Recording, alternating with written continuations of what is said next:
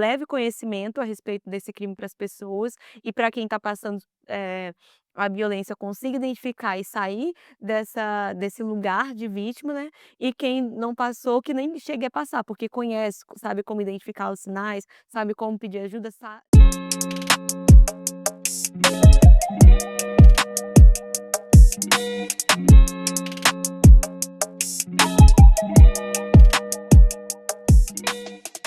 Olá pessoal do Jesus Pop School Podcast, tudo bem por aí?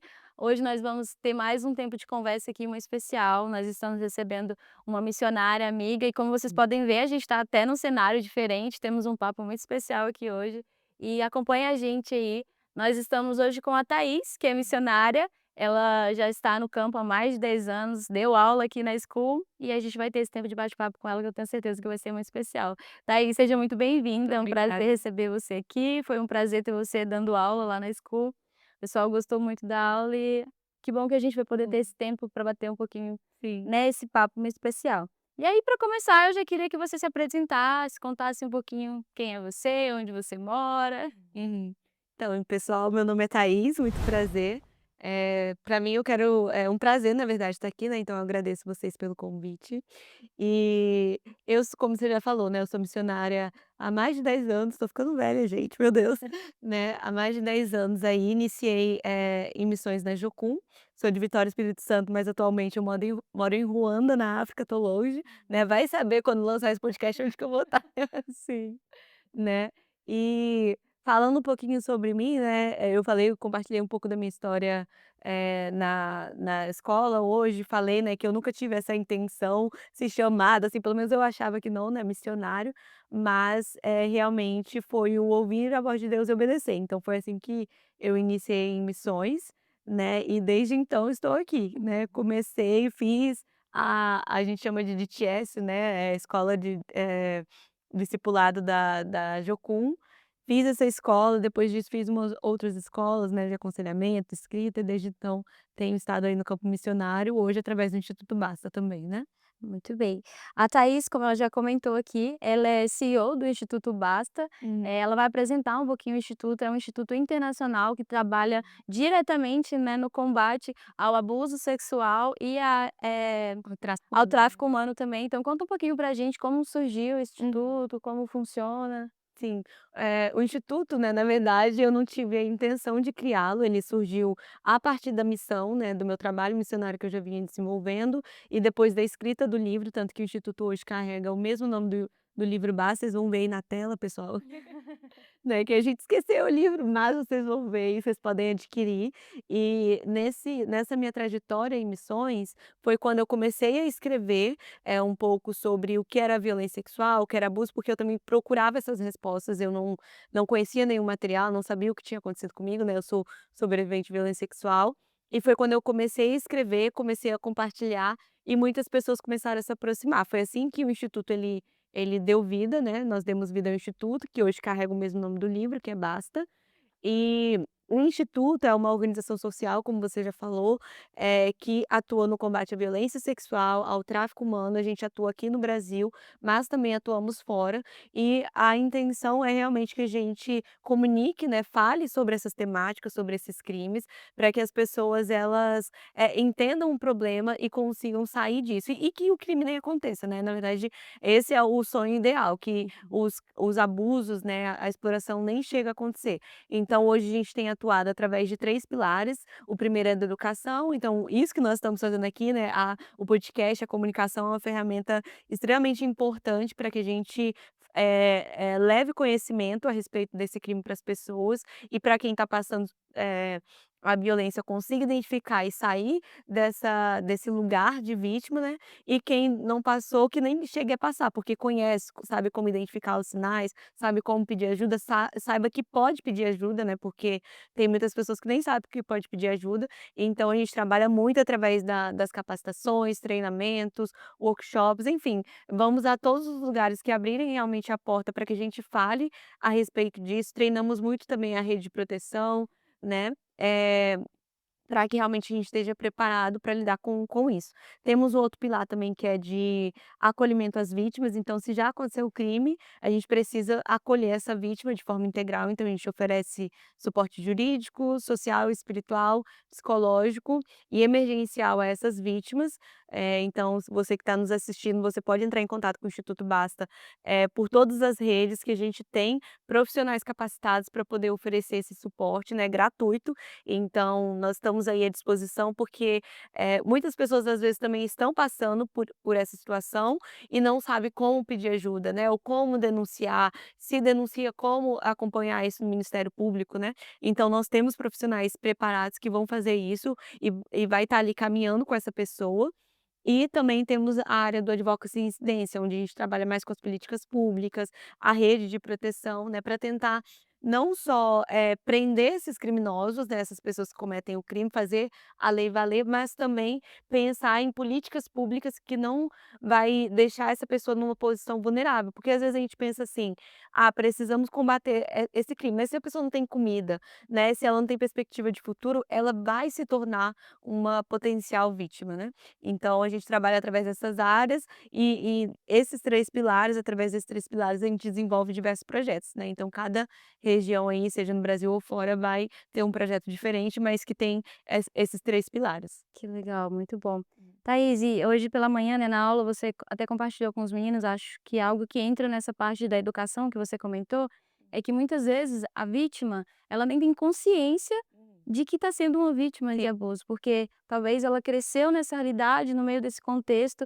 Você poderia compartilhar um pouquinho da sua história, como isso foi para Uhum. você, como foi, se identificar como uma vítima e a partir daí procurar uma ajuda? Uhum. A gente vê através dos números mesmo, né, que, por exemplo, a grande maioria das vítimas, são vítimas na idade, da infância, né, e normalmente quando a pessoa conta ou denuncia, é numa fase já adulta, às vezes até na velhice, dependendo do caso, né. E comigo também não foi diferente, apesar de eu ter, crescido naquele ambiente de violência, eu não conseguia identificar essa violência. E no meu trabalho hoje a gente vê muito isso, né. Por exemplo, a gente tem muitos mitos ao redor do crime. Então, quem abusa é um homem, quem abusa é um monstro, só mulheres são abusadas. Então, vai se criando tantos mitos, né, e mentiras ao redor do crime, que fica muito difícil você identificar. Então, por exemplo, muitas pessoas acreditam que a violência sexual ela só acontece quando há violência, quando deixa marca, quando há penetração, e não necessariamente. Então, era um pouco do que eu experimentava também. Eu acho que para uma criança é um pouco mais difícil ainda, né, a gente tem os números, nos mostram que a maioria dos casos acontecem dentro de casa, acontecem com familiares, então imagina na cabeça de uma criança, né, que era muito, o meu caso também. Imagina uma pessoa que me ama, que me protege, que me cuida, mas me toca de um jeito que eu não gosto muito bem, mas eu não sei qual é o nome disso, então gera uma confusão, né. Eu costumo até falar assim, nós mulheres, né, se a gente leva uma cantada na rua, alguém mexe, você meio que para, demora uns 3 segundos para entender o que aconteceu, e ainda fica se perguntando: "Será que fui eu? Será que", sabe, fica aquela coisa. Imagina uma criança, né, que tá naquela situação onde o abusador ele é alguém, né, eu falo ele, mas lembrando que mulheres também abusam, né, mas é alguém que, testa a vítima, então a violência ela nunca começa com uma violência, né, nunca começa com uma penetração, ela vai testando a vítima, vai testando a família, que não é só a vítima que é testada, mas a família, né, será que alguém viu? Será que alguém se importou? Como que tá essa criança aqui? Ele vai testando até chegar, ao crime em si, né, a penetração em si, como a gente reconhece como estupro. E só que até chegar a esse ponto, são tantas ações que vão acontecendo, ok, eu passo a mão aqui, mas eu te dou um doce, eu passo a mão aqui, mas eu sou o pai provedor, o tio legal que todo mundo gosta, né, o líder da igreja que é a autoridade, então é muito confuso na cabeça de uma criança, e até ela conseguir entender o que está acontecendo ali, já aconteceu várias vezes, então você entra também naquele ciclo, né, da culpa. Será que foi eu que pedi? Será que eu que gostei? Mas por que eu não contei antes? Se eu contar agora então, são vários fatores que acabam silenciando essa vítima, né, que foi o meu caso, e também essa falta de conhecimento. Então a gente precisa realmente falar mais a respeito do assunto, né, pra que as pessoas saibam o que está acontecendo e saibam como identificar também, que foi o meu caso, né, eu só fui saber o que aconteceu comigo depois de adulta, e ainda assim foi muito difícil de lidar com tudo isso, porque é uma confusão mesmo na cabeça e vem todos esses sentimentos, né, de culpa, vergonha, né, medo, enfim. Sim. Eu acho que dentro dessa área de atuação, você provavelmente deve lidar com familiar, né, Uhum. de alguém que foi uma vítima. Como que, assim, que conselho de forma prática você acha que um familiar ele deve estar atento, por exemplo, com a criança que às vezes é o mais vulnerável, né? Uhum. Como um familiar, a gente, por exemplo, usando no dia a dia, uma mãe que talvez tenha uma desconfiança, quais são os traços que ela consegue identificar, né, que Uhum. dentro das pessoas que vocês atendem, eh, perceberam isso, a mãe desconfiou a partir disso, e aí até chegar a identificar o que estava acontecendo e procurou ajuda. Quais são as situações, assim, que normalmente vocês entendem que acontece, que são sinais? Para Uhum. quem, né, tá em casa assistindo e Consegui pode identificar. ter alguma desconfiança e vai conseguir identificar isso. Uhum. Ó, eu acho que a primeira coisa, né, que eu deixaria aqui é: acredite na criança, né. Tem muita gente que fala: "Ah, mas a criança mente. Ah, mas e se não aconteceu o abuso, isso, aquilo, outro", né. Os dados, né, nos mostram que, sei lá, 1% das crianças mentem, e normalmente quando uma criança mente, ela é induzida por um adulto, então tem um interesse ali por trás, né. É muito difícil, principalmente se uma criança ela for muito nova, ela conseguir descrever uma situação sexual tão elaborada. Então isso partiu de alguém, ela não tem vocabulário e conhecimento a respeito disso, né. Então acho que a primeira coisa é acreditar e entender que é o que a gente falou muito na aula hoje, né, que o papel de investigação, de você entender se está acontecendo realmente ou não, não é nosso, né, precisa ter um especialista ali, não tem jeito. Mas existem algumas coisas que a gente pode fazer. Então assim, a criança ela sempre vai, falar. Às vezes não com palavras, mas ela sempre vai dar sinais, ela sempre vai falar, né. Então a gente tem, alguns sintomas, né, sinais que são muito comuns, então, a mudança de comportamento brusca, né, muitas das vezes o desempenho ali escolar, a regressão, então, por exemplo, uma criança ela não fazia mais xixi na cama, ela começou a fazer xixi na cama, ou às vezes tem um familiar que ela tem muito medo, ou se ela tem que ir pra casa do pai, a casa do avô, do tio, ela não quer ir, ela chora muito, ou às vezes quer ir muito, quer ficar muito com aquele adulto, muito sozinho. Então, depende de N situações, né, e assim, esses são alguns exemplos, mas não quer dizer que um exemplo como esse, teve uma mudança brusca de comportamento, tá sendo abusado. Não, precisa haver uma investigação, porque são diversos fatores que a gente precisa ligar e entender o que está acontecendo ali, mas, você pode observar.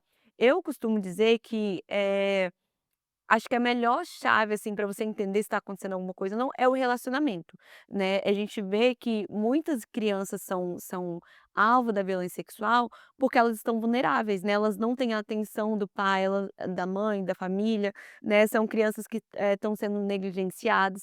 Então, se eu tenho um relacionamento com você, eu te conheço, eu vou conseguir identificar se tem alguma coisa errada, sabe. "Ah, você tá com uma cara meio estranha, tá meio quieta", então eu consigo, isso é relacionamento, né. E a mesma coisa com uma criança. Só que o que a gente vê hoje é uma negligência, né, uma falta de relacionamento, muitas das vezes entrega o celular na mão de uma criança e os pais eles não percebem, mas as crianças elas dão um sinal, né, elas dão sinais, elas comunicam que algo está errado ali, então precisa realmente haver esse relacionamento e, perceber: "Ok, a criança está ficando muito tempo sozinha com o adulto, ela passa muito tempo em casa sozinho", às vezes pode ter marcas físicas, né, mas normalmente é raro. Como eu Uhum. falei, a violência sexual não começa com uma violência, né. Os sinais, físicos, eles podem ser um sinal de que algo está errado, mas normalmente não vai ser físico, né, vai ser ou comportamental ou, eh, emocional mesmo, sabe. A criança ela mudou ali a personalidade, ela se esconde mais, ela mudou as roupas, né, mas é isso, esses sintomas, né, eles não podem ser tratados de forma exclusiva, porque senão também a gente fica paranoico, né, a pessoa ficou mais triste ali, "Nossa, tô sendo abusada", né, tá mais feliz, tá sendo não, não tem como. Realmente precisa, se você desconfia, se tem algo que ficou meio estranho, é bom, encaminhar, né, eu indico encaminhar para um psicólogo, para que esse psicólogo consiga investigar e aí sim trazer um diagnóstico, ok, tá realmente acontecendo alguma coisa, né. Mas também não dá pra gente entrar em paranoia, porque senão a gente acha que tudo é abuso, né, às vezes, sei lá, é só um adolescente, tá mudando ali a fase dele e ele tá meio revoltado ou tá mais introvertido e não, tá acontecendo um abuso, não necessariamente, né. Então acho que esses podem ser uns sinais que você pode identificar. Mas é isso, eu acho que o vínculo é um dos das maiores ferramentas que nós temos. Se eu tenho vínculo, se eu tenho relacionamento com alguém, se eu cuido daquela criança, eu consigo identificar que algo está errado, né. Tanto que tem algumas entrevistas, já saíram, na mídia, que os próprios abusadores falam, né: "O como que você escolhe a sua criança?" E eles falam: "Ah, eu escolho a família primeiro". Por quê? Porque se uma criança passa o dia todo fora de casa, ninguém acredita naquela criança, tá jogada, todo mundo considera: "Ah, ela mente muito", né, Sim. é um alvo fácil, entende? Então é isso, o abusador ele não vai atacar uma criança que ele sabe que vai falar, né, ele vai testando ali: "Olha, eu, chamei a criança pra vir pra minha casa, ficou ali, passou 1 hora, ninguém falou nada, tá tudo certo", né, então ele vai testando, sabe, Uhum. depende da situação. E eu acho que é importante ressaltar também que nesse lugar de eu tenho uma dúvida e talvez é um jeito da criança, eu vou talvez fazer uma denúncia ou tentar investigar e vai dar nada. O dano de não ser nada é maior do que se tiver Sim. acontecendo e de fato, né, o dano de lidar com desconfiei de alguém que pode estar abusando dessa criança. Uhum. Lidar com essa desconfiança com a pessoa que é um adulto vai ser muito Sim. mais fácil do que Se a lidar com o pessoa trauma da não deve criança. nada, não vai acontecer nada. Então acho Existe que que está acontecendo alguma coisa. exatamente, então é válido, né, se surgir uma desconfiança, investigue, É, procure, investigue, isso. porque, o trauma após acontecer é muito maior, é muito mais difícil de É. lidar, né, É, então a violência sexual ela não acontece apenas no ato, né, vai para uma sim. vida inteira, né, de traumas, enfim, então precisa realmente que a gente denuncie, né, eu acho que esse crime, ele só tem muita força porque nós como sociedade nos calamos, então, às vezes a gente: "Ai, mas eu desconfio, mas eu não tenho certeza, como que eu vou denunciar, como que eu vou falar?". Mas é isso, né, é um lugar que a gente precisa sair do desconforto, né, ser desconfortável mesmo, não tem problema, mas precisa ir e falar e investigar, porque o papel de investigação é da polícia, né, a gente faz Uhum. uma denúncia, mas o papel de investigação não é nosso, é da polícia. E em relação ok, deixa eu, ver se esses sintomas, né, essa junção aqui de sintomas realmente caracterizam um abuso. Isso é papel de um profissional mesmo, não tem como, né. Então é bom ter ali um acompanhamento psicológico, né, é Entendi. importante. Vocês como instituto, por exemplo, eh a pessoa desconfiou de que isso está acontecendo ou até percebeu mesmo que estava acontecendo, procurou o instituto. Quais são os passos práticos que vocês dão para levar isso para a polícia? Como que funciona esse contato? É, nós temos um núcleo de acolhimento às vítimas, né, normalmente a pessoa ela faz o contato, e aí, passa meio que por uma triagem, vamos dizer assim, então precisa identificar o caso, saber o que tá acontecendo, é um adulto, é uma criança, enfim, vai depender do caso, onde que aconteceu, né, tem provas, não tem provas, teve, marcas físicas, não teve, vai depender de bastante coisa aí, e a partir disso os nossos profissionais eles vão saber qual fluxo seguir. Então se o abuso aconteceu dentro de uma escola, tem um fluxo a ser seguido, não se foi um pai que nos procurou, tem outro fluxo, se é uma criança, é um fluxo diferente, se é um adulto é diferente, sabe. Então depende muito, não tem como, falar assim, Padronizar, né? muito específico, porque em caso de criança, por exemplo, precisa acionar a rede, né, precisa acionar o conselho, por exemplo, você não faz um atendimento psicológico online, né, já com adulto, né, que às vezes o caso aconteceu ali na infância, mas aí o adulto nos procurou, já nessa fase adulta, só quer um acompanhamento psicológico, às vezes não quer denunciar, né, aí já é um outro protocolo, então depende muito. Normalmente o que nós fazemos é isso, é receber essa vítima, né, ou um pai de uma vítima, ou alguém que está vindo em nome da vítima, entender qual é esse caso e a partir disso a gente toma, as atitudes necessárias, né, porque vai depender muito. Por exemplo, em caso de criança, se, um adulto, por exemplo, ele chega pra gente e fala assim: "Ah, não quero denunciar", ok, tudo bem, a gente precisa respeitar isso. Vai ser uma criança que está em risco, Hum. dependendo da situação você tem que ir acionar a rede, não tem o que fazer, né. Então vai depender muito do caso mesmo. Uhum. E o instituto ele é internacional, então vocês atendem Sim, tanto no Brasil quanto fora. E, isso, na aula você falou que tem leis públicas diferentes, né, de país, isso. então É. não tem um padrão mesmo de fato, porque É, cada porque vai lugar depender muito da lei, por exemplo, um caso de tráfico de pessoas, né, então, às vezes, normalmente acontece, em vários países, né, então como que eu lido com isso? Eu preciso ter noções de leis internacionais, eu preciso entender se os países têm colaboração, preciso acionar o Itamaraty, né, o consulado, vai depender muito do caso, né, porque se é uma coisa um crime que está acontecendo aqui dentro do Brasil, nós temos fluxogramas e protocolos, leis aqui dentro do Brasil. Agora se eu tenho uma vítima, por exemplo, internacional de crime de tráfico humano que é, sei lá, da Europa, eu preciso entender qual é o país, qual é a lei, né, preciso acionar, depende muito, é mais complexo. Entendi. Você falou também na aula sobre o tratado de vocês como instituto também com os abusadores. Conta um Sim. pouquinho, assim, de alguma experiência que vocês tiveram no sentido de como vocês tiveram acesso a esse abusador, algum abusador que cometeu o crime, se arrependeu, procurou o instituto para saber o que Uhum. fazer, pelo cuidado com esse lado também, né. Sim. É, não, quem procurou a gente se arrependeu. Mas Infelizmente. mas acaba assim que diante do nosso trabalho, a gente acaba tendo muito contato com os abusadores, né, não tem muito jeito. Por exemplo, eu trabalhei, dentro dos bordéis na Alemanha por muito tempo, né, com as meninas, então nosso foco era ali as meninas em situação de exploração. Mas a região que eu atuava, só podia, ter prostituição dentro dos bordéis. Então para você entrar no bordel, você tem que entrar e pedir autorização para um traficante, então você acaba tendo, contato ali com os traficantes. Eh, no caso da Alemanha, por exemplo, que a gente está falando sobre leis, né, já é diferente, porque a prostituição é legalizada, então como que você comprova que ele está acontecendo um crime de tráfico Uhum. humano? Então, depende muito ali da situação, mas você acaba tendo contato com essas pessoas, né. E a nossa ideia, né, dentro dos pilares que eu já comuniquei aqui, é realmente fazer com que essa pessoa entenda o que ela está fazendo, né, que ela seja culpabilizada, né, mas isso precisa ser feito de uma forma muito, inteligente, né, porque é um crime Uhum. muito perigoso, a gente está em risco também. E ao mesmo tempo, não é só sobre prender a pessoa, com certeza ela precisa ser presa e pagar pelo crime que ela está cometendo. Mas não adianta eu colocar um cara na cadeia que vai passar 1, 2 meses, né, porque infelizmente, principalmente aqui no Brasil, né, a pessoa entra, vai lá, dá o depoimento, vai embora, né, muitos casos como esse acontece, então eu preciso fazer com que essa pessoa também entenda o que ela está fazendo, Mudança de né, porque mentalidade. precisa haver uma mudança de mentalidade, porque o abusador, né, o traficante de pessoas, o aliciador, ele não é um monstro que a gente imagina, entende? E a gente, tá dentro de uma sociedade que nós estamos criando esses abusadores, né, nós estamos normalizando e legalizando esse tipo de crime, né, então a gente vai mudando a nomenclatura dos crimes, vamos legalizando e vai normalizando, e o resultado disso é o que a gente tem visto, né, um país que abusa de mais de 800 crianças, 1000 crianças por ano.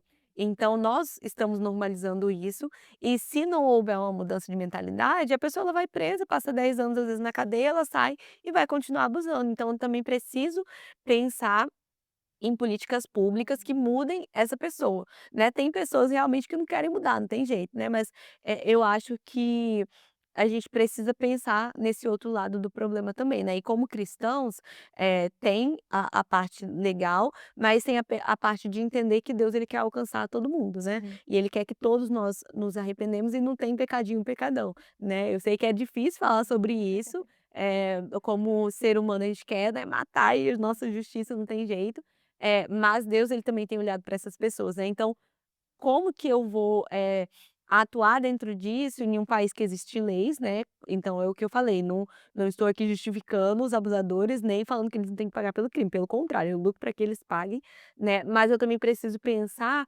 que, nós vivemos em uma sociedade onde a gente normaliza isso e nós estamos construindo essas pessoas, né.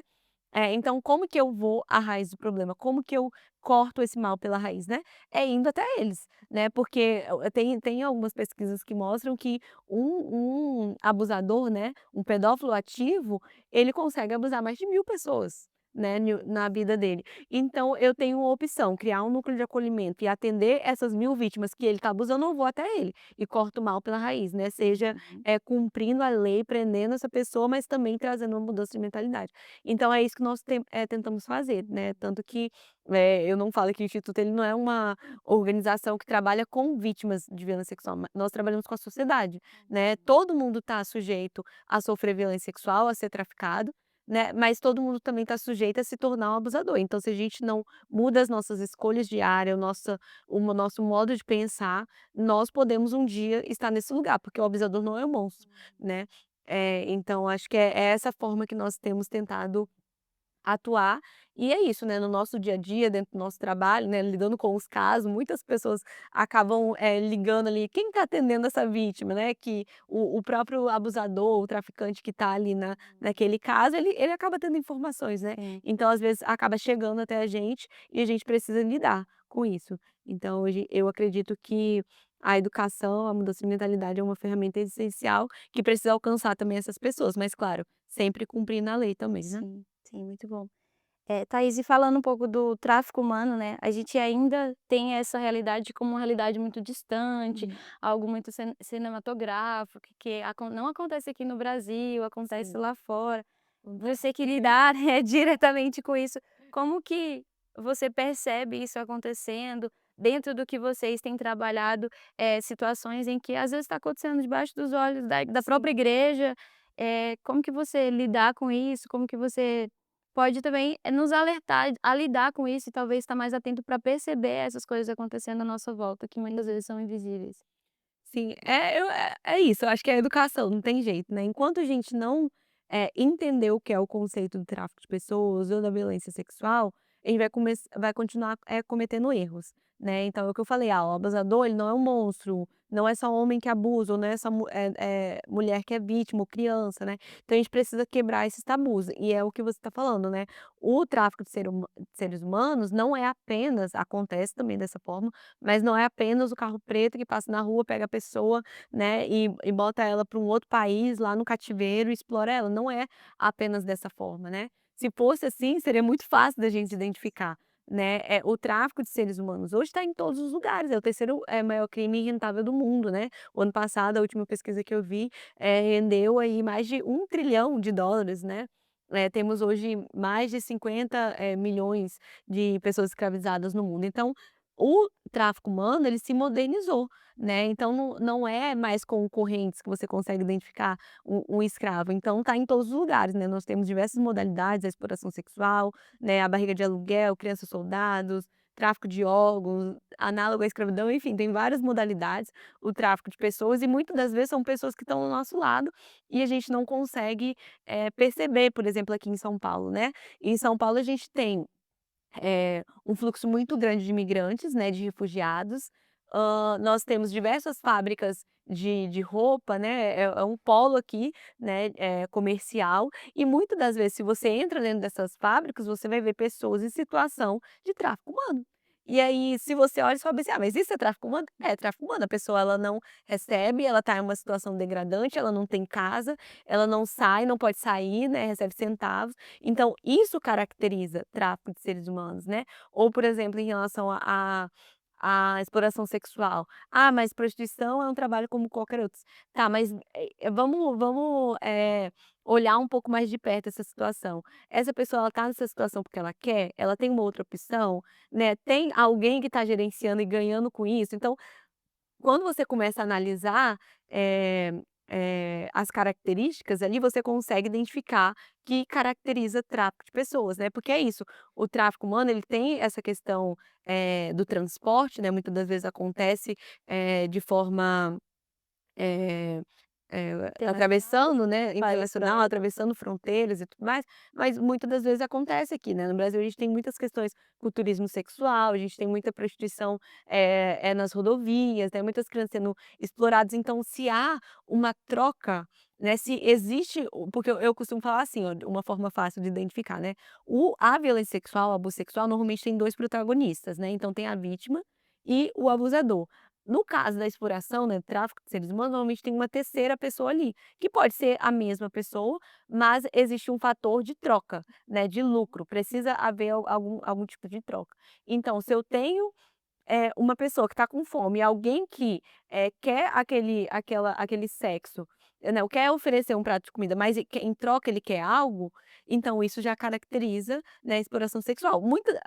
Dependendo da situação ali, pode até não ter uma rede Uhum. internacional, mas a maioria das vezes é o que acontece. Isso já caracteriza tráfico de seres humanos, né. A gente viu muitos casos aqui no Brasil, por exemplo, Nossa, mas conheci aquela menina, aquela mulher, né, que veio lá do interior não sei da onde, veio aqui para a cidade grande de São Paulo, tá aqui com uma família boa, né, que tá cuidando, trabalhando aqui de um trabalho doméstico, e aí quando você vê a pessoa não tem salário, a pessoa não pode sair da casa, a pessoa tá ali o resto da vida, né, e aí quando você vai pegando, as características, você vê que é trabalho análogo à escravidão, tráfico de pessoas, sabe, não teve todo esse cenário internacional, né, de não sei o quê. Uhum. Não, a pessoa estava ali, você estava do lado dela, passando pra lá e pra cá, acha que ela é uma empregada doméstica e quando vai ver é uma situação análoga, né, é tráfico de seres humanos, né. Então assim, tem, ocorre também, dessa forma, né, essa forma mais absurda, né, o negócio, aonde passa alguém, rapta, né, desaparece e tudo mais, é enviado para um outro país, mas a maioria dos casos não é assim. A maioria dos casos não é assim, né. Eu costumo dizer que o tráfico de seres humanos, ele é um crime, que explora a vulnerabilidade. Então, eh, de uma forma resumida, né, é a exploração da vulnerabilidade de alguém. Então, muitas das vezes pode ser econômica, né, que é o que a gente vê acontecendo muito no Brasil, mas às vezes vai ser emocional, por exemplo, né. Então, às vezes, uma pessoa está ali na internet, conheceu alguém que se apaixonou, a pessoa vai lá, manda uma passagem, né, foi lá para a Europa, chegou lá e é explorado, né, não conhece a língua, não tem documentação e precisa se prostituir. Então isso é tráfico de seres humanos também, né. Tem casos, muito assim, casos de homens que eu tô vendo atualmente, né, sendo, aparecendo oportunidade de emprego pra Ásia, né, porque tá uma situação ali no sudeste asiático, chega lá e, na verdade, ele está sendo obrigado a aplicar golpes na internet. Então existem várias modalidades e a exploração e o tráfico ele tem se modernizado. Então, às vezes, é pessoas como eu e você que está trabalhando em um emprego considerado normal, que você passa porque ela não tem uma corrente, ela não está se Uhum. identificando, né, sou vítima. Até porque a maioria das vítimas é até difícil para ela mesmo, se identificar como vítima, né. Então é mais difícil mesmo, mas está em todo lugar e está acontecendo agora mesmo, né. Sim, infelizmente. Sim.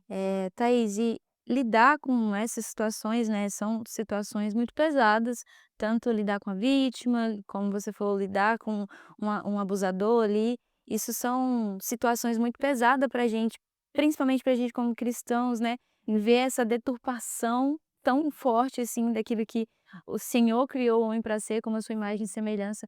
Como que você, como instituto e sua equipe, vocês se protegem para lidar com essas situações de forma que a dor dos traumas não consumam vocês a ponto de enlouquecer, né, de meu Deus, a justiça própria de estar numa situação em que a gente está aqui atendendo a criança e de repente o próprio pai que está ali na outra sala foi o abusador e não agiu Acontece muito. como que vocês se protegem, assim, e se preparam mesmo, se cuidam para lidar com isso? Uhum. É, eu costumo falar assim, quem trabalha nessa área tem que ter acompanhamento psicológico para não enlouquecer, né.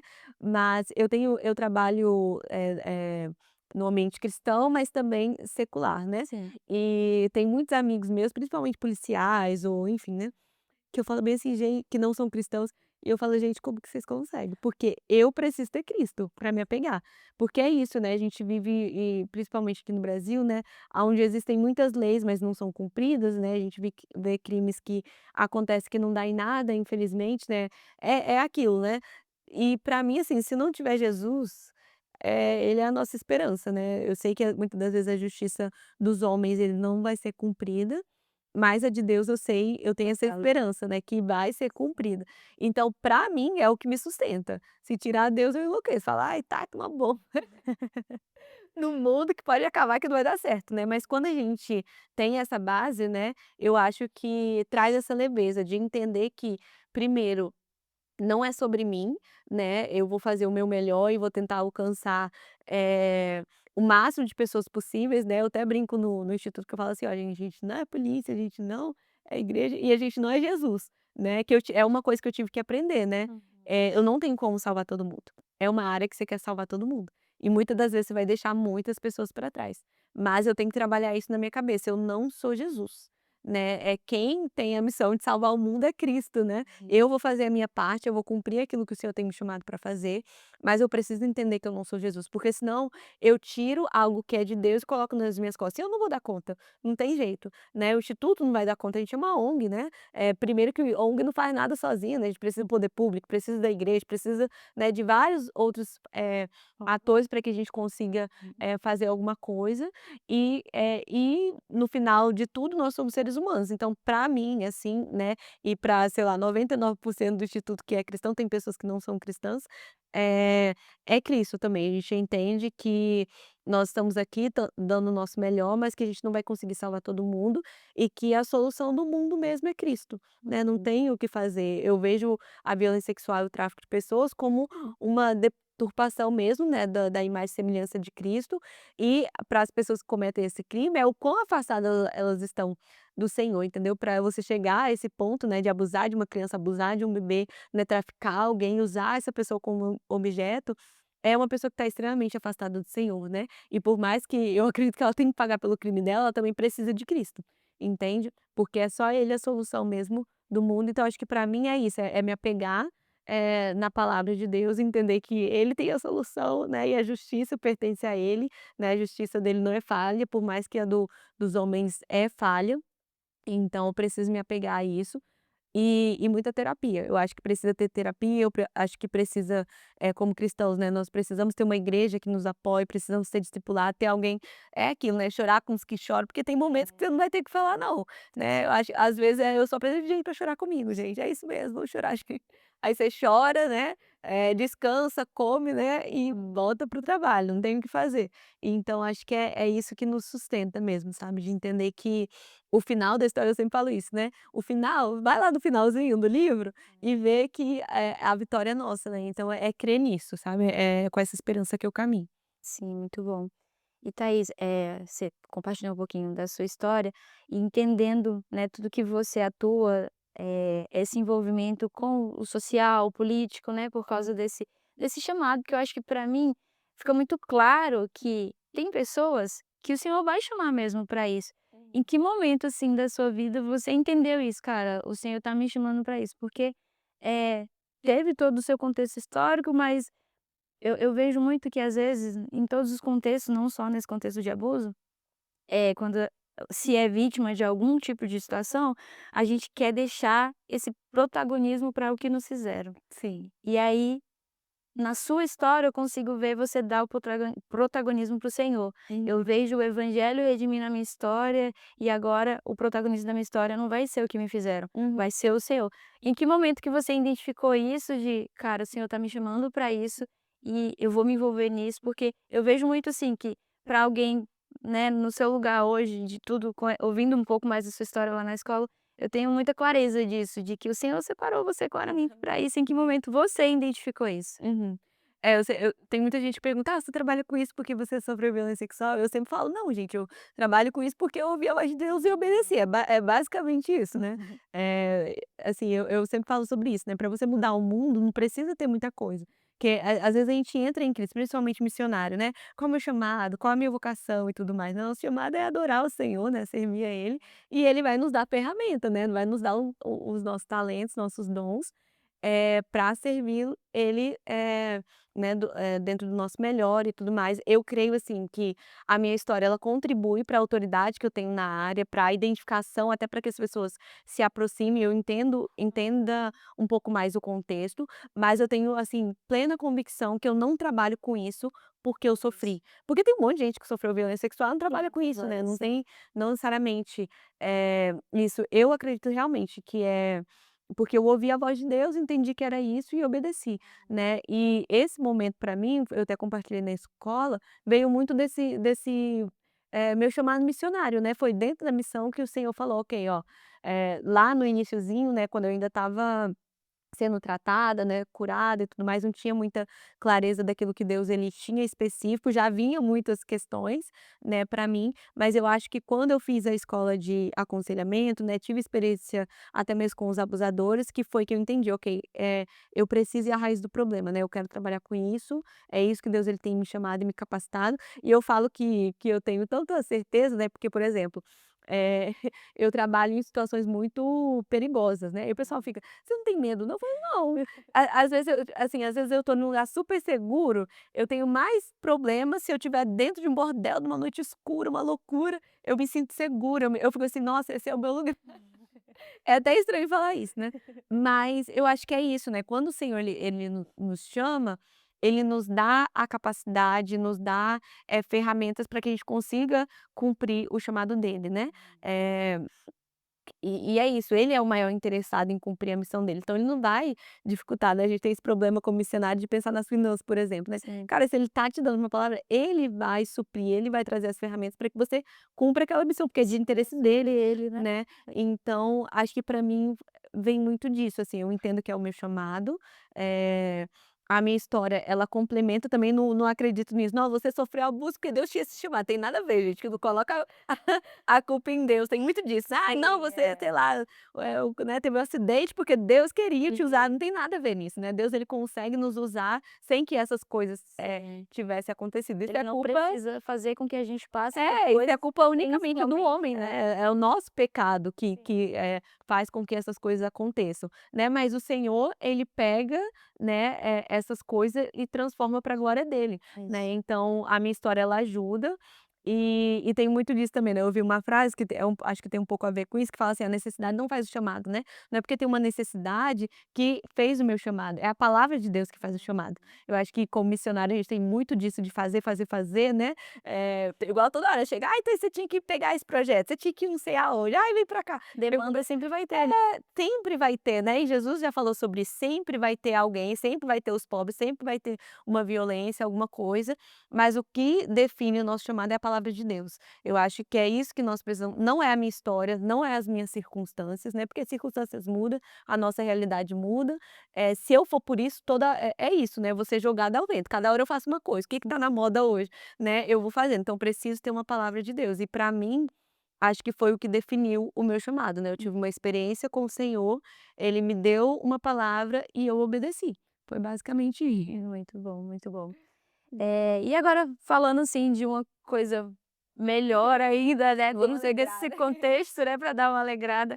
Conta pra gente alguma história, alguma experiência que vocês viveram como instituto de ver essa restauração, né, acompanhou algum caso de alguém que tinha sofrido ou uma Uhum, violência ou um tráfico, e aí você pôde ver, pelo evangelho ou por esse cuidado social, uhum. a transformação, como essa pessoa conseguiu sair disso e depois viver a sua história de vida, não a partir daquele trauma, mas a partir do que ela conseguiu viver através dessa ajuda. Uhum. Ah, já que a gente está num podcast, né, eu vou dar exemplos, como a comunicação ela pode ser uma ferramenta, assim, né, a gente, na minha área principalmente, né, a gente tem muitas questões com a internet, né, tem sido uma ferramenta usada para o mal, infelizmente, mas, por exemplo, no instituto mesmo, a gente tem diversos testemunhos, assim, de pessoas que viram um post, que viram um podcast, que alguém compartilhou e viu o Instagram do instituto, e aí por conta disso, entrou em contato, conseguiu um acolhimento. Ou, entrou em contato, virou voluntário do Basta e hoje, sei lá, fez psicologia e tá atuando com vítimas, Então, né. Então eu tenho diversos testemunhos. A gente fez até uma pesquisa no instituto e deu mais de 70% das pessoas nos conheceram através do Instagram. Olha que loucura, né. Então a gente também, tem a comunicação é uma ferramenta muito eficaz. Quantas pessoas que às vezes eu não consigo ir até o local, mas que ela vai estar nos assistindo online e a gente consegue transformar a vida dessas pessoas, né. sim. E Deus ele traz esses testemunhos pra gente. Então, eu tenho pessoas que é isso, né, que, viram uma postagem, conseguiram um acolhimento, tiveram coragem de contar para a família que estava sendo abusado, receberam esse acolhimento e hoje saíram dessa posição de vítima, né. Ou pessoas que viram, né, a postagem, sofriam violência sexual e conseguiram se tratar, ou às vezes entraram para o instituto e hoje já tá tendo uma profissão, né. Eu acompanhei várias pessoas que entraram para o direito, ou pra psicologia, ou Legal. para outras áreas, e hoje estão trabalhando comigo ou estão em uma outra organização social e estão atuando na área e ajudando outras vítimas, sabe. Então são muitos testemunhos como esse, né, ou às vezes até pessoas que não estavam envolvidas, eu contei um pouquinho do testemunho da minha melhor amiga, né, então com o meu envolvimento em missões, mesmo ela não estando no instituto ou nesse contexto de violência e tráfico humano, né, trabalhando nessa área, por exemplo, foi, tocada de alguma forma, né, foi inspirada a missões, depois de 10 anos, né, a gente enviou ela para o Marajó, então é isso, né, eu acho que, a gente obedece à voz de Deus, faz a nossa parte e o crescimento quem dá eu gosto muito desse versículo, né, Isso. você quem dá o crescimento é o Senhor. Então, muitas das vezes, talvez nesse podcast aqui, né, às vezes vai aparecer lá nas visualizações, 10 visualizações, mas só Deus sabe o que a partir dessas 10 visualizações vai mudar. Às vezes uma pessoa foi informada, ela conseguiu identificar que ela estava Sim. sofrendo abuso, conseguiu pedir ajuda, ou ela tinha um filho e percebeu algum sinal e conseguiu pedir ajuda e livrou essa pessoa. Então são diversos testemunhos que eu recebo, mas eu tenho certeza que tem milhares de outros testemunhos que eu não recebo, mas que o Senhor está operando, sabe. Então, e só acho que a minha história como um todo, né, então o livro que foi publicado, hoje tem um instituto, por exemplo, a gente está na campanha do Maio Laranja, né, que é uma campanha nacional, eu tenho mais de 1000 pessoas na rua indo palestrar, fazendo audiências públicas, atendendo vítimas, então são tantas coisas que surgiram a partir de um sim para Deus, que é isso, não tem como falar que fui eu não, é a glória é toda do Senhor, porque imagina, né, uma pessoa que não tem estudo, não tem conhecimento, veio na doideira mesmo, né, começou a fazer o negócio e a partir disso nós temos hoje uma instituição, né, internacional, estamos trabalhando em mudança de leis em outros países, né, participando de decisões, atendendo muitas vítimas hoje, graças a Deus, é Deus que fez isso, entende? Então eu fico muito feliz. Uma das coisas que eu testemunhei muito, né, que para mim é sempre algo muito grande, assim, foi de também através do meu sim, identificar que muitas pessoas que eram meus amigos, que estavam ali ao meu redor, tinham passado pela violência sexual e conseguiram falar o que estava acontecendo por ver que eu estava trabalhando na área, né, sentiram uma liberdade maior, então eu consegui também ajudar muitas pessoas nesse contexto, que estava ali sendo "Ah, mas isso é normal, como assim, né, você sofreu violência também ou foi traficado?" Uhum. E, a pessoa teve coragem de contar porque nós estávamos trabalhando na área, sabe. Sim. Então são diversos testemunhos, graças Glória a a Deus, Deus. glória a Deus. Thaís, e já caminhando aqui para o fim, de que forma prática, assim, as pessoas comuns que estão assistindo, né, esse Hum. podcast, estão nos ouvindo também, elas podem se tornar um aliado no combate. Então, os meios que elas podem, se comunicar, os meios que elas podem usar para denunciar, enfim, Sim. formas práticas que uma pessoa Uhum. comum que às vezes não vai ter um acesso ou até um entendimento maior, mas que ela pode, de forma prática, correr ali a recorrer a essa ajuda. Sim. Eu acho que o primeiro passo é realmente a educação, não tem jeito, que hoje a gente não tem mais desculpa, né, tem internet, tem várias coisas aí que a gente consegue ter acesso.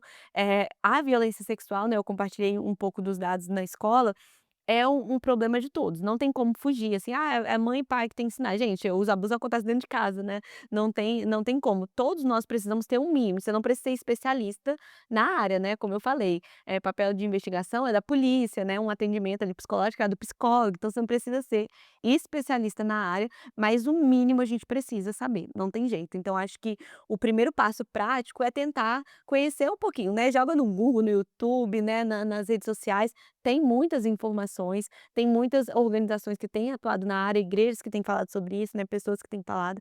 Então acho que o primeiro passo prático, né, para você que está nos escutando, é realmente procurar conhecer minimamente o que que é violência sexual, como se manifesta, quais são os sinais, os sintomas. Então, isso é essencial para a gente conseguir combater, porque aí se acontece alguma coisa, se você, tá em uma situação ali que, você consegue identificar, você vai conseguir pedir ajuda, né. Nós temos o Disque 100 aí, que você pode denunciar de forma anônima, e como eu falei, né, o papel de investigação da polícia, então não se preocupe em ter todos os detalhes, um vídeo, uma prova ali na mão, porque você denuncia, a polícia vai fazer a investigação e ver se aconteceu.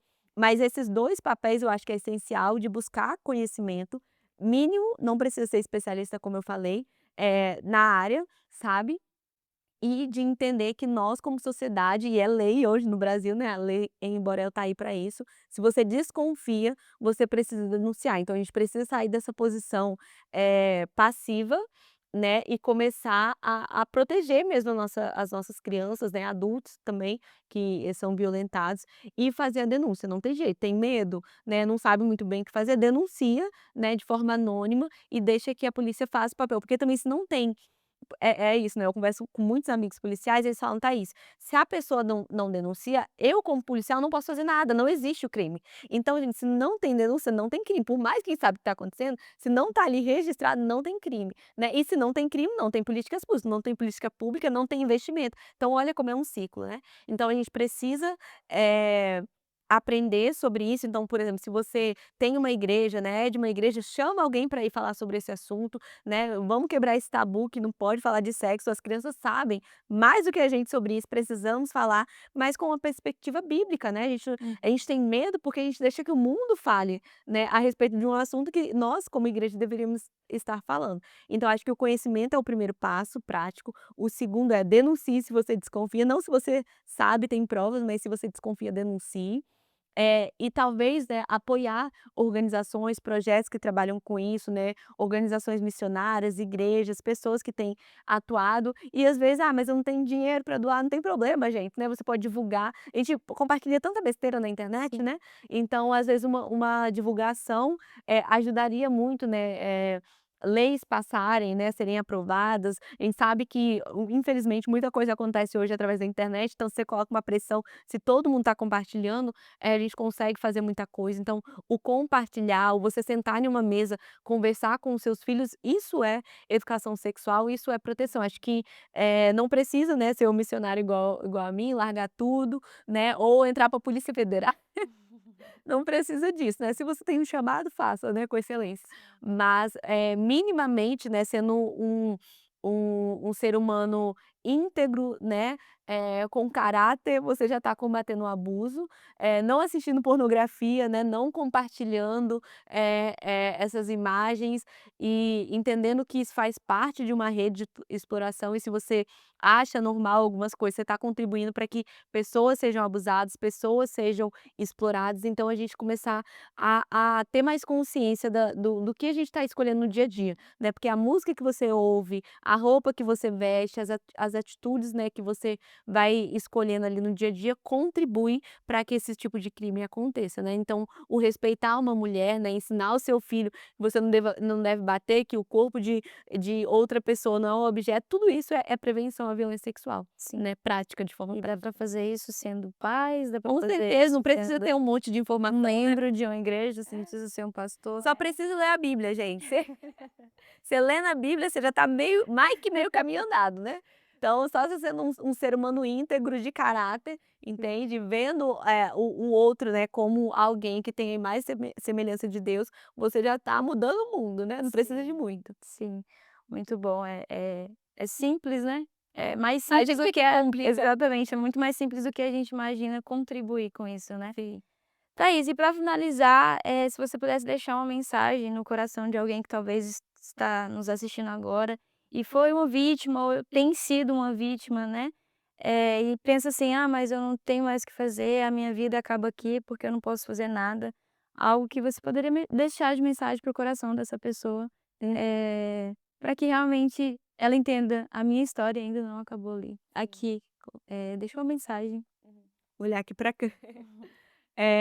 Acho que só o fato de eu estar aqui já é um testemunho vivo disso, né, eu tenho uma história, muito pesada de violência sexual durante anos da minha vida, também cheguei ao fundo do poço, achei que, ninguém iria me ouvir, ninguém iria me ajudar, né, que não tinha mais solução, e hoje eu estou aqui, né, trabalhando na área, então, acho que o meu testemunho é já a prova, né, que o Senhor ele faz, e por mais que todo mundo possa ter esquecido de você, pode ter certeza que o Senhor não esqueceu, né. Então, eu queria dizer que o Instituto Basta, como eu já compartilhei aqui, tem um núcleo de acolhimento às vítimas, mas nós não somos o único, né, existe uma rede de proteção no Brasil, eu sei que o nosso sistema ele é muito falho, mas, trabalhando na área eu conheço pessoas incríveis em toda essa rede de proteção que tem lutado, né, muitas vezes não tem a ferramenta necessária, mas tem gente que se importa, tem gente que quer te ajudar. Então assim, fale, né, fale para alguém, tá. fale quantas vezes for necessário até você encontrar alguém que vai te ajudar. Você não está sozinho, eu sei que normalmente as estratégias usadas pelos abusadores é falar: "Não conta, ninguém vai acreditar, né, você é a culpada", isso, aquilo, outro, mas não precisa ter vergonha, não precisa sentir culpa, porque a culpa é unicamente do abusador, né, ele sabe muito bem o que ele está fazendo e você precisa comunicar para que alguém consiga te ajudar. Então, depois, né, a produção aqui desse podcast maravilhoso vai deixar aqui o nosso número, então pode entrar em contato, nas redes sociais também, em qualquer lugar, Instituto Basta, pode entrar em contato com a gente tem uma rede que pode te ajudar, mas, tem a polícia mais próximo, o conselho tutelar, Ministério Público, enfim, existem tantas redes, igrejas também, eu sei que, às vezes a gente está meio desanimado com a igreja, né, tem pessoas às vezes que te feriu dentro da igreja, mas tem muita gente boa, muitas pessoas que querem te ajudar, e eu tenho certeza que se você comunica, né, e pede ajuda, alguém vai aparecer, né, tô orando aqui para que isso aconteça, que Deus direcione você para a pessoa certa, que vai te ajudar, mas não fique sofrendo, porque o silêncio, né, ele fortalece apenas o abusador e você tem como, cortar, né, agora mesmo esse ciclo de violência. Amém. E o Senhor ele não está indiferente, né, Não. a tudo isso que está acontecendo. Ele se importa e por mais que você possa já ter comentado com alguém, porque às vezes uma ou outra pessoa não sabe nem como lidar com isso. E de repente você fala sobre isso com alguém que não sabe lidar, e aí parece que aquela pessoa não se importou, na verdade ela só não soube lidar também. Então, como a Thaís falou, né, procure ajuda, fale sim, fale para um, fale para outro. Eu sei que é difícil, porque isso também expõe Sim. a vítima, mas é a forma de esse ciclo ter um fim, assim, e como a Thaís bem falou, a vida dela, você acreditar que a minha vida pode sim ser diferente depois disso, eu posso sim. Existe vida após o abuso. Existe vida após o abuso, porque o Senhor, ele é o dono das nossas vidas e Ele está comprometido, né, em restaurar a nossa história. Então é isso, Thaís, muito obrigada por esse tempo, foi incrível ter você aqui para falar de um assunto que é tão importante. Obrigada também pelo seu sim, como eu falei, né, obrigada porque você hoje mostra que o evangelho é o protagonista da sua história, tanto na sua história de vida como daquilo que você tem feito, servindo ao Senhor, servindo ao reino por meio do seu trabalho missionário. Então, que o Senhor continue te abençoando, direcionando vocês, toda a sua equipe, dando capacidade cada vez mais para irem além, comunicar e falar mesmo disso. E, em nome de Jesus, ser a chave para livrar muitas pessoas que vivem desse contexto e prevenir também que outros sejam. Muito obrigada por isso. Muito obrigada para você que ficou até o final, nos acompanhou. A gente vai deixar aqui os dados do livro, o contato necessário, e é isso. Deus abençoe. Amém. A grande comissão não é uma opção no cardápio do cristianismo. Ela é a essência do nosso chamado. Seguir Jesus é participar do seu plano. E participar é testemunhar. Nas Escrituras, a igreja encontra uma estratégia simples e poderosa: plantar comunidades locais do Evangelho. A grande comissão não é uma opção a ser considerada. É um chamado a ser obedecido.